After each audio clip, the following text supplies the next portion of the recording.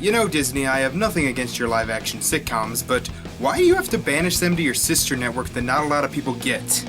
Anyway, Star vs. the Forces of Evil. Back in January, Disney previewed this first episode and it got a lot of buzz, especially on DeviantArt. It was all I kept hearing about for like a week afterward. It's the creation of Darren Nefsey, who worked on both Mad and Wander Over Yonder, two pretty good shows. And if Cartoon Network proved anything, taking people who worked on successful shows and letting them create their own shows usually works out for you. The show officially premiered on March 30th, and really, that's all I got. The show seems really fun and creative, and I've heard a lot of good things. So, let's take a look at the first episode that aired all the way back in January, Star Comes to Earth.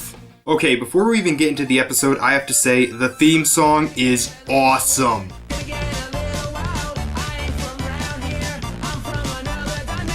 Who did this song anyway? Who's that? Quick! Get this guy and Daniel Ingram together. We need this to happen. Also, this show sounds amazing. I mean, rainbows and puppies, both of them, together? So we start in a faraway land called Muni.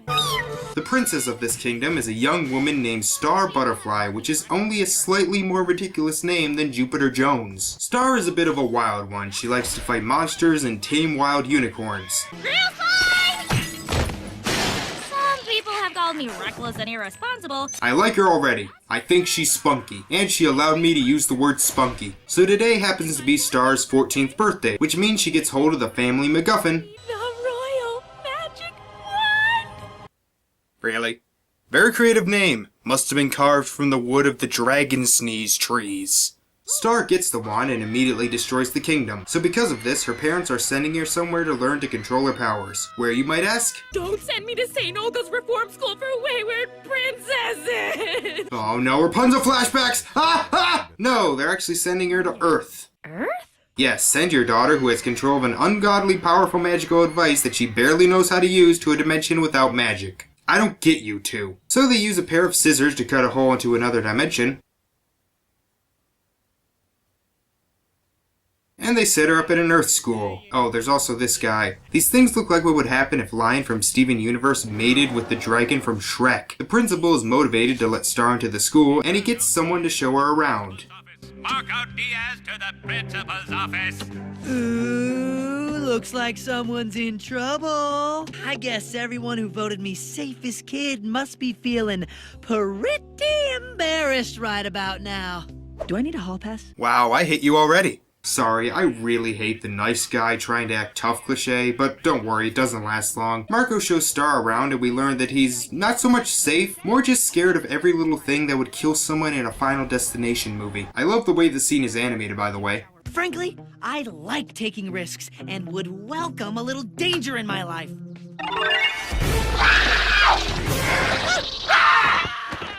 Well, he's dead. You know, I just realized, why does Star have devil horns as a headband? Star tells Marco that she's a princess from another dimension, and he does the sensible thing. Run away! But it turns out Star is staying at his house, and an offhand remark makes Star conjure up a litter of puppies that have laser vision. Well, that settles it. Star, you're our new Attorney General. Go find Isis. Then we see that guy again. Turns out he's evil. Never would have guessed that. He goes to find their leader, Ludo. Just a side note, Ludo is voiced by Alan Tudyk. You know, Wash from Firefly and King Candy from Wreck-It Ralph. So yeah, expect a very over-the-top villain. Soon, the wand will be mine, and then the universe, and then... Actually, the universe should do it. Back with Star, she transforms her room into a 3-story tower and tries to give Marco the same treatment, but... Stick room, suck transform!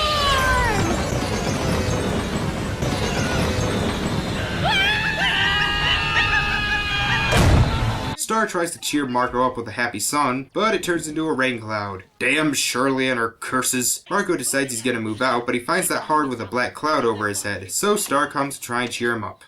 I didn't get a choice about coming here to Earth, and you didn't get a choice about having to deal with me.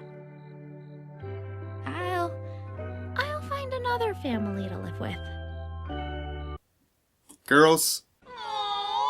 But the villains show up and it turns out Marco knows karate. Because. And we get a pretty awesome fight scene that ends with the villains retreating. Marco asks Star to stay and we get an awesome song for the end credits. You want to know a little bit of trivia? When I first watch an episode, usually I take some notes to get my first impressions down. But here, I barely took any because I was having too much fun. This was fun. The characters are likable, the plot feels like it could lead to a lot of great adventures, and it's really funny. The pacing is really good. It's very fast, but unlike something like Ultimate Spider-Man, pace isn't to shoot out all the character and plot exposition, it's for the jokes. You need to be fast with humor so the audience doesn't have time to predict it. And the animation helps too. It's sort of like a mix between Steven Universe and Wanda Over Yonder, makes sense now, and it feels a little like a video game. In a good way. In fact, I would love if they made a video game based off this. The only small nitpick I have is that it seems like the show could be really annoying if you watch a bunch of episodes in a row. Star isn't nearly as annoying as she could be, and I have to give major props to actress Ed and Sheer for that, but this was only one episode. But I am going to watch the rest because so far, this is the best thing I've done for peeking at the pilots. Sonic Boom is a lot of fun, Girl Meets World is great, but this one had the best writing, best production, and best entertainment. So next time we'll be looking at another recent show, but this one comes from Nickelodeon that has been called one of their best shows in recent years. See you next time!